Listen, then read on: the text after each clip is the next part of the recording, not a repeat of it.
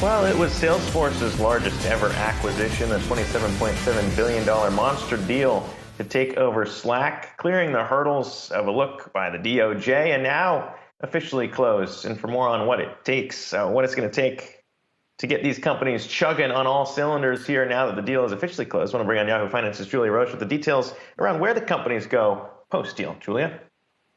Well, that's right, Zach. Quite the anticipated record deal for Salesforce here, that $27.7 billion acquisition of Slack. And it really speaks to the big bet that Salesforce is making on the future of work, which, as we have talked to CEO Mark Benioff about several times on our air, is one that will be one where you can work anywhere in this all new digital world. We did get some commentary from Mark Benioff just a few weeks ago on our air as to what this integration with Salesforce might look like on its journey to become not just the number one CRM, but the number one enterprise applications software company. Take a listen.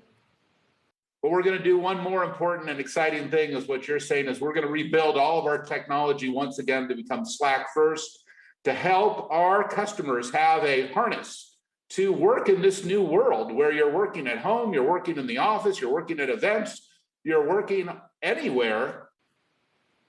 And one thing I'll note, it was interesting in Mark Benioff's annual letter, just kind of giving a little bit of insight on the integration of Slack and how it's helping Salesforce work well. They were seeing a 26% increase in, or decrease rather, a 26% improvement in their case close time rate for their Service Cloud, which is an interesting stat because when you think about it, when you go across their enterprise applications, what that might mean, but maybe even more importantly, Zach, is what it will mean for the thousands of customers. And when you think about Salesforce, wow, they really do know how to sell and sell in a major way. You have an incredible sales team there. So think about what that could look like when they start to bring some of these applications into Slack. And if you see more companies embrace that more hybrid model of work, it's certainly an area to watch. Zach?